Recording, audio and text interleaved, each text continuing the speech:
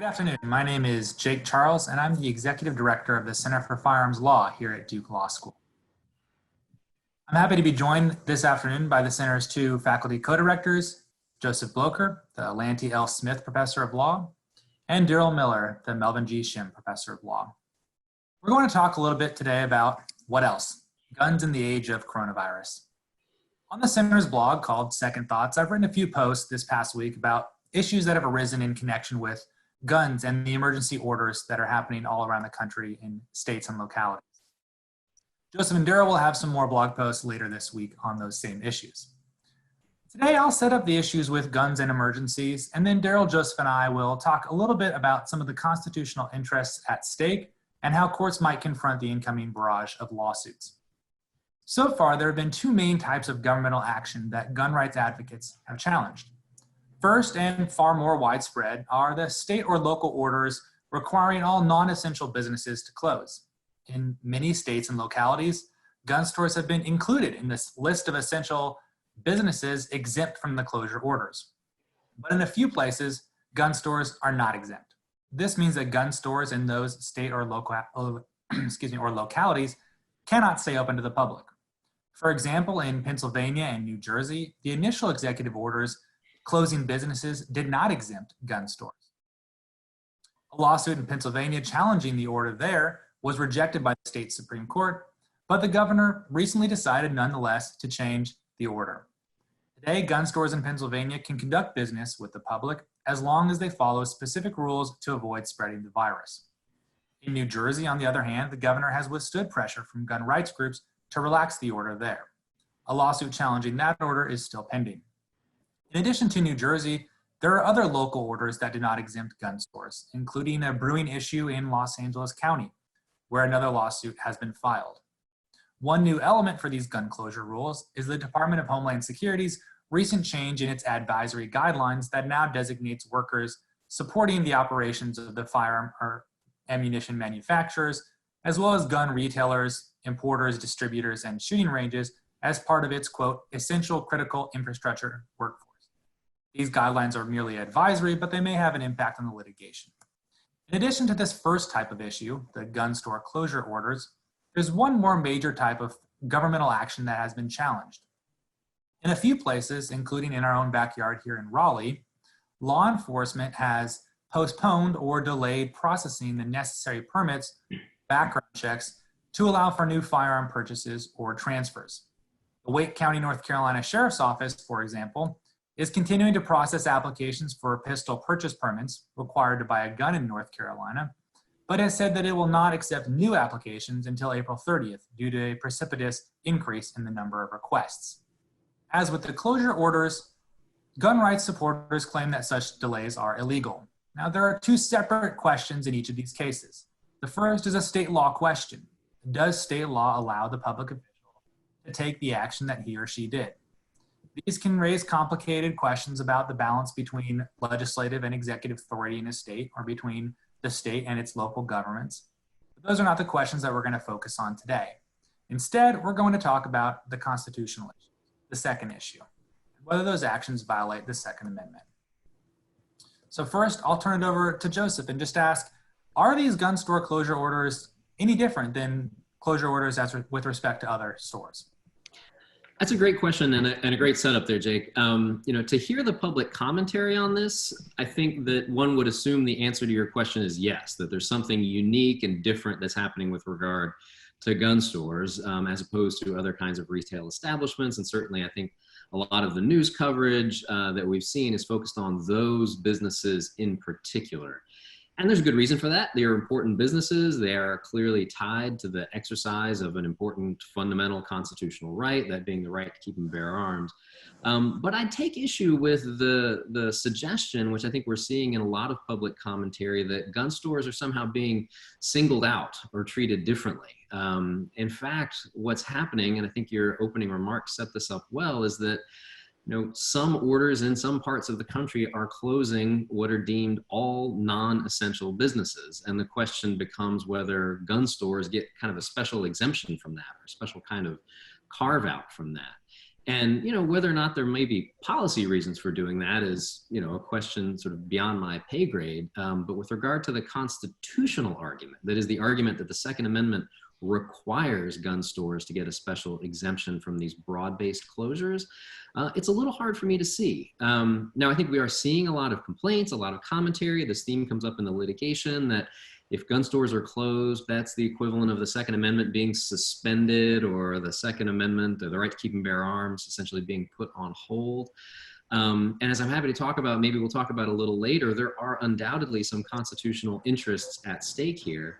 I just don't think that they're categorically any different from the other kinds of constitutional interests at stake with regard to the kinds of orders and closures that we're seeing. An order that forbids people from gathering in groups of more than 10 is in direct conflict, it seems, with the right to peaceably assemble, which is textually specified.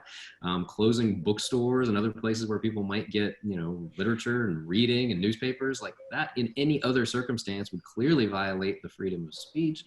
People who engage, especially in congregational religious practice, are having their rights to free exercise clearly burdened. And I just don't see, and if it's possible I'm missing it here, I'm not seeing the same sort of constitutional rhetoric and litigation being brought by those kinds of institutions, organizations, and businesses. Now, that's not to say there are no constitutional questions here, and I'm happy to talk about them, but I don't see them, to answer your question concretely, I don't see them as necessarily any sort of different, or at least particularly unique when it comes to the Second Amendment. There is one theme that runs through all this, which Darrell, among others, has written about before, that it could be that what we're seeing here is a variation on the argument that the Second Amendment is being treated as a second-class right. That is, the sort of closure of gun stores has special resonance for those who, believe deeply in an expansive right to keep and bear arms. That makes perfect sense. Whether that attaches to an argument about the right being treated as a second-class right, I think is a little bit of a harder question. But I think people may be quick to perceive that this right in particular is being burdened. And this is the part Darrell has written about and made the argument before, and Tim Zick and others, that in some ways that second-class argument ends up being, at least in some contexts, an argument for a kind of supercharged protection, a sort of super protection above and beyond others. You can see this in the name of the NRA's journal, which of course is the America's first freedom. And Wayne LaPierre and others have argued the right to keep and bear arms is the one that the others lean on the most, I think is his phrase. So it may be that some people really are saying gun stores are more important than bookstores or houses of worship or whatever else. But so far that's not doctrine. And as long as that's not doctrine, then I think the proper answer for courts should basically be, look, guys, this isn't about you. This is about COVID-19 and a broad-based effort to close down establishments where the virus might spread. Great. Well, thanks for that. And so kind of building off that, Darrell, let me ask you about one thing that courts often look to is the history. And so is there history? What does the history here say about how gun stores or guns in general are treated in times of emergency? Thanks, Jake, and thanks for that question. So I've done some preliminary research, and I will say that this has been very preliminary on the historical precedent for accepting the firearms industry or gun stores from a general prohibition on commercial activity during a pandemic. And what I see is basically the evidence pointing in two directions. Now, as a sort of refresher about why would we even care about what they were doing in the 1700s or the 1600s with regard to firearms and pandemics, that's all born out of the special place that after District of Columbia versus Heller, that history plays in construing the right. So Justice Scalia, in his decision in McDonald versus City of Chicago, which incorporated the Second Amendment to the state, said that we understand and know the scope of the Second Amendment right by reference to regulations that existed at the time of the founding.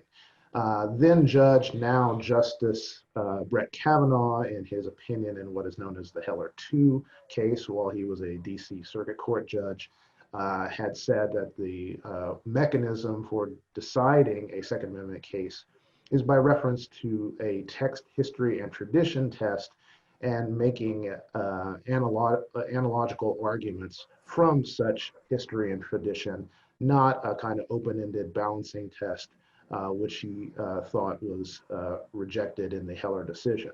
So that's why we even care about historical practices at all. And like I said, when I look at the evidence, admittedly in this very brief sort of dive into the history, what I see is the evidence pointing in two directions.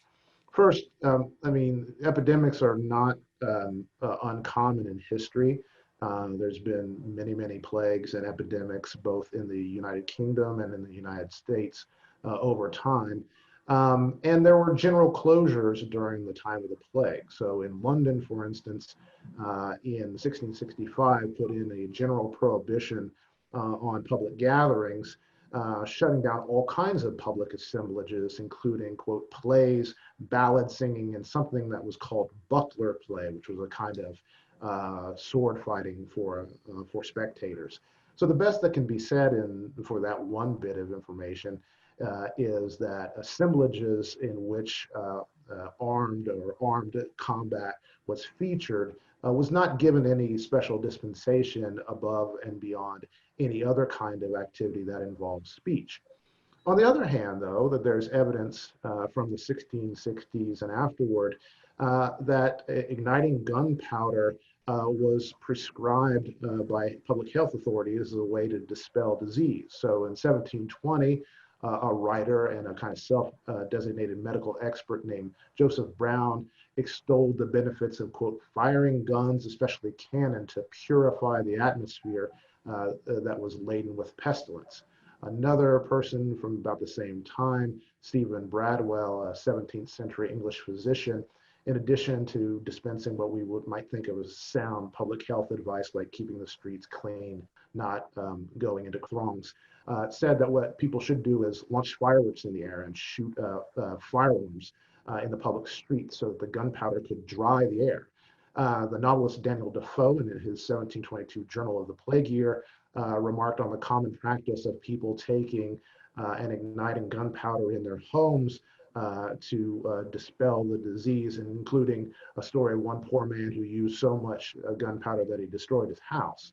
So, of course, the problem of all this historical practice is that we're dealing with a time in which the germ theory of disease hasn't really taken root. That wouldn't happen until the latter half of the 19th century. Instead, when we talk about what did the framing era's traditions, when we talk about what did Jefferson, Madison, Washington, the world believe, they still believe that disease was caused by, quote, bad air or miasmas, not by microsis for guidance, even from an analogical viewpoint, is that these kinds of activities or these kinds of lacks of regulation are not based on anything that we would understand today to reflect any kind of empirical or medical reality. Yeah, that makes a lot of sense, and it makes the analogical reasoning harder when we're looking back at a world that not only understood firearms and maybe self-defense differently, but disease and epidemics a lot differently than we do today. So kind of building off of that and transitioning, I wonder if, Joseph, you could talk about how courts today might look at the conflicting interests on both sides of the equation here. What are the stakes, the constitutional interests and the stakes here? Yeah, it's a great question. It's a nice transition from Darrell's point right about the history, right? Assuming that courts do, as most courts in most Second Amendment cases have done, some degree of what we would think of as sort of traditional scrutiny, they will need to identify both the sort of private interests at issue, you know, the gun owners or the gun sellers' interest, and also the government's interest. What is the government trying to do by closing gun stores and all kinds of other stores? And whatever level of scrutiny, however sort of hard the courts want to put the government through its paces, there's going to need to be some clarity about what's being burdened and why. And at least in the public discussion so far, there seems to be some, I don't know, misstatements, overstatements about that. So start with the private interests, the interest of gun owners, those who might be asserting, for example, a Second Amendment right. I said gun owners, but I actually made the place to start would be gun sellers. There's one argument here that might be made and has been made in some other Second Amendment contexts that sellers themselves, that is the gun stores, have a Second Amendment right to essentially to engage in the commercial sale of arms. That issue has been litigated, perhaps most prominently in a Ninth Circuit case called Teixeira, in which the court held, among other things, that the Second Amendment does not confer a freestanding right on commercial proprietors to sell firearms. That the focus is rather on the individual's right to own a gun, to possess a gun for especially private purposes like self-defense in the home. So it probably makes sense to focus, I guess, most primarily on the individual gun owners. So for them, I've seen some commentary saying something along the following lines, that closing gun stores means a suspension of the Second Amendment at a time when the right to self-defense has never been more important. And I think that's a little misleading, because closing retail gun stores does not in any fashion forbid people from exercising actions of self-defense, much less even armed self-defense, right? The law of self-defense remains the same for people who possess one of the probably roughly 350 to 400 million guns already in circulation in the United States. You've got a gun, you get to keep it. This is about closing retail establishments which sell them. The same goes for rights to carry guns in public places. I haven't seen, and maybe I missed this, I haven't seen changes yet on that particular part of the right. Again, any different than just restrictions on people being in public places. So the burden and the place where I think we should focus is on people who don't yet have firearms, or who don't have the firearm they would prefer to use for actions of self-defense. And for them, the closure of retail stores is a burden, in the same way that closing a bookstore doesn't, prevents me from getting the newspaper or the book that I would like to read. It's not enough to tell me, oh, you've got some other books that you can read. So for them, there really is a burden, and I think that's worth emphasizing. Now, I'm not sure it's categorically different than the kinds of burdens that are being imposed on people in other areas, as we mentioned before, bookstores, houses of worship, and so on, but it's undoubtedly a burden. The hard thing really is knowing how big of a burden it is, because given the situation that we're all living in right now, there's a lot of uncertainty about how long these closures are going to stay in effect. If it's 10 days, if it's 2 weeks, then basically what we're talking about is a waiting period.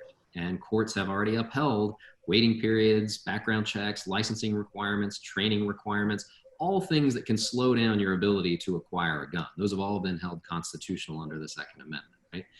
But once we start thinking about a 3-month or 6-month or an even longer kind of suspension of retail gun sales, then I think the burden becomes more significant. Now, there might be other ways to acquire guns, from lending, from non-retail sellers, that is non-licensed dealers, but at least the question, I think, has to be on the table.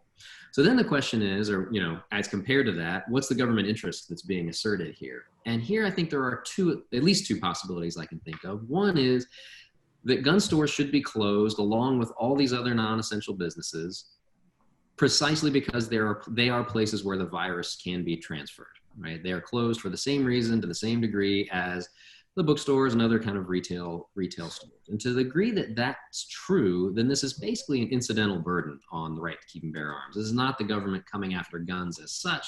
It's just the government trying to shut down places where people might catch this virus, which is, led to a threat unlike anything that this country has seen in 100 years.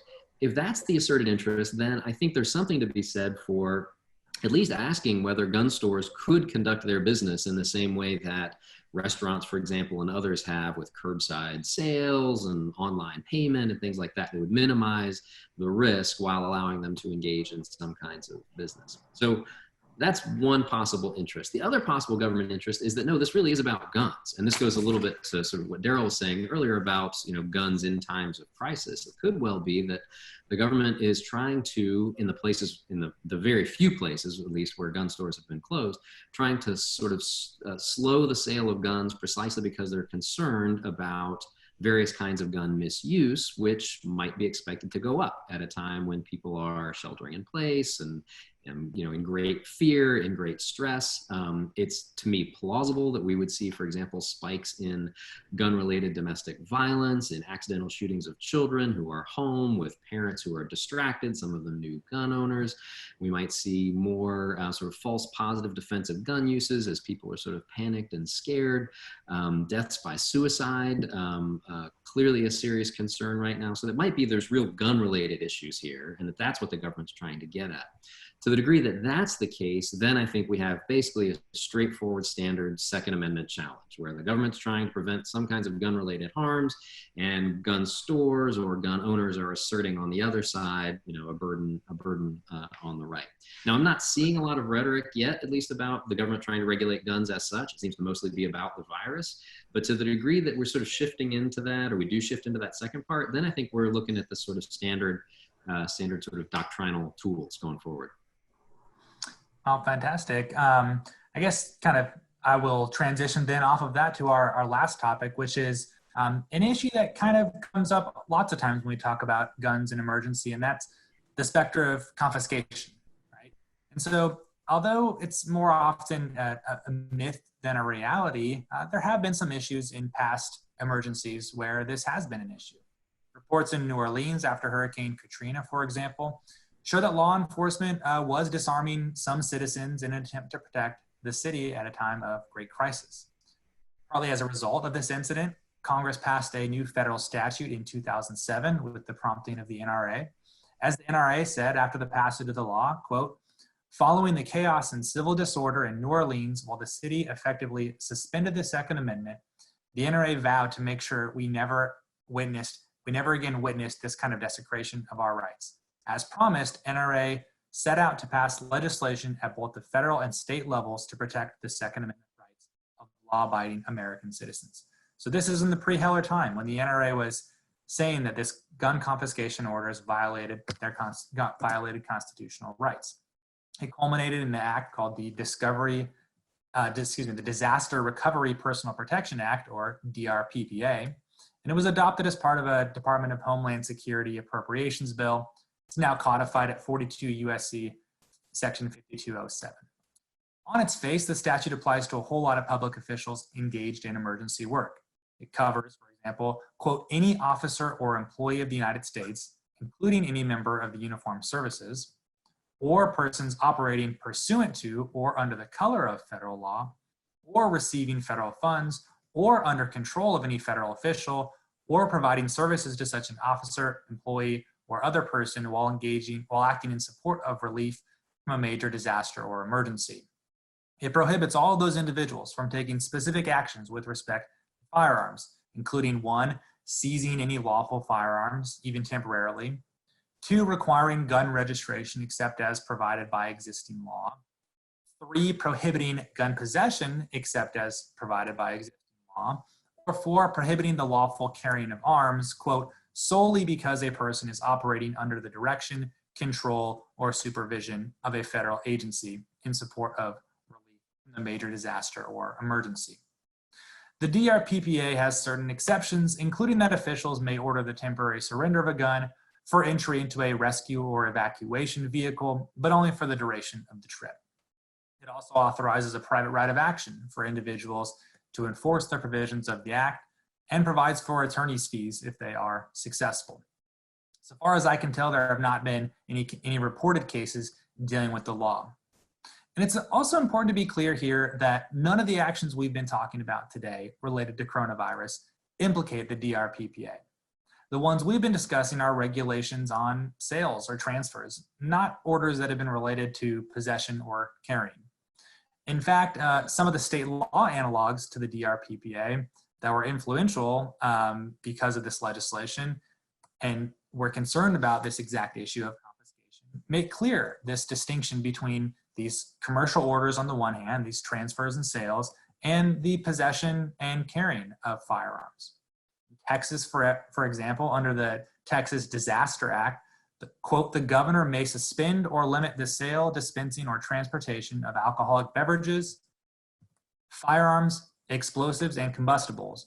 But the governor's power during emergencies does not include authority to, quote, authorize the seizure, or confiscation of firearms or ammunition from an individual who is lawfully carrying or possessing that firearm or ammunition. Similarly, in Florida, under the State Emergency Management Act, the governor can, quote, suspend or limit the sale, dispensing, or transportation of alcoholic beverages, firearms, explosives, or combustibles, same as in Texas. But nothing in the law, quote, shall be construed to authorize the seizure, taking, or confiscation of firearms that are lawfully possessed unless a person is engaged in the commission of a criminal act. One law that didn't make this distinction was struck down by a federal court in 2012. There, the plaintiffs challenged a North Carolina law that prohibited any person from, quote, transporting or possessing off of his own premises any dangerous weapon or substance in any area in which a state of emergency had been declared by state or local authorities. The court in that case held that the law severely restricted the Second Amendment rights of the plaintiffs, and thus it was subject to strict scrutiny. The law did not, for example, even permit one to purchase a firearm at a gun store and transport it home, even where such stores were safely open and operating. The court struck down the law as unconstitutional because it was not narrowly tailored. It did not, quote, target dangerous individuals or dangerous conduct, nor did it seek, quote, to impose reasonable time, place, and manner restrictions by, for example, imposing a curfew to allow the exercise of Second Amendment rights during circumscribed times, end quote. One point from these statutes in the very limited case law is that sales restrictions are in a different class from regulations affecting otherwise lawful possession or carrying.